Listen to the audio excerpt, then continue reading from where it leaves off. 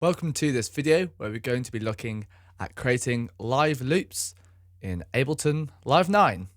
So the first thing you really want to do is just go over to Edit and then go down to Record Quantize.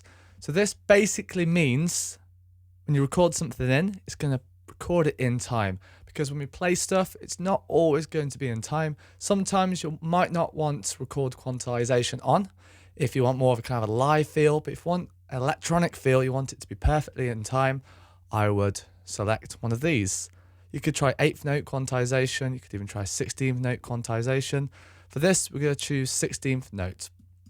This really does mean if you play it slightly closer to another 16th, it's going to choose that. So be careful when you play. You still need good rhythm to do this. You still need to play it in as correct as possible.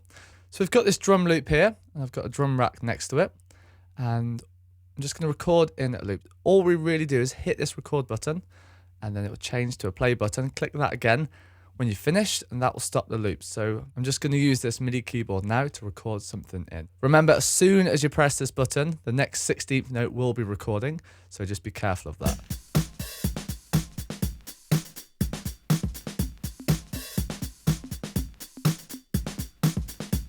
And now it's just going to loop around and round and round. And if we click on the track, you can see it's all quantized to 1/16th note. That's basically it. Then say we want to add this one here. All we have to do is make sure it's record armed by hitting this red button down here. Similar kind of thing, we can play these two at the same time by hitting the play button here. Then just hit record when we're ready.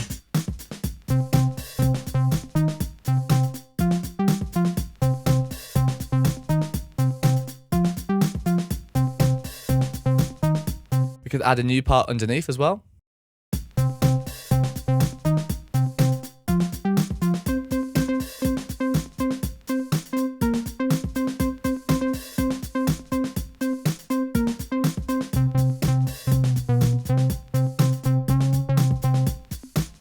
Sometimes if you don't quite get it right though, if you don't get the rhythm right, I didn't hit the pause button in the right place, it will mess up sometimes, so you do have to be careful when actually recording these in. So that's basically how you can do it with the MIDI keyboard. I personally prefer using an external device like this APC 40 Mark II, just because you don't have to stretch over to the mouse. You can do it all in the console, and you can record it all like this. Okay, so let's use this one here. Let's click on clouds. You can either click on our keyboard, or you can click on the APC 40. If you don't have one of these, don't worry, you can do this just with a MIDI keyboard. And then all we have to do is hit one of these buttons here, and just make sure it's record armed down here with this record button. The similar kind of thing, just bash it in, and then as soon as you actually hit this button here, we'll record. So you can play or launch a sequence. And then when you hit the button,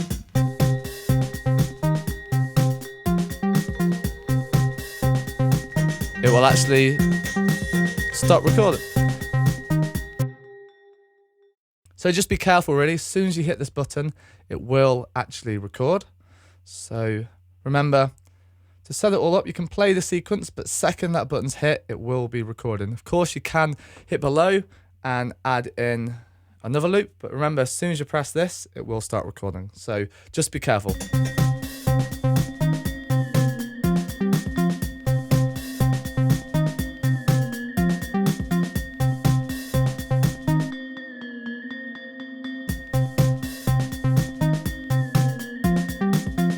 And that's basically how you can create this kind of live loops you might see on Facebook, on YouTube, people doing live performance in Ableton Live. They build up layers, they build up loops by just kind of recording it in live.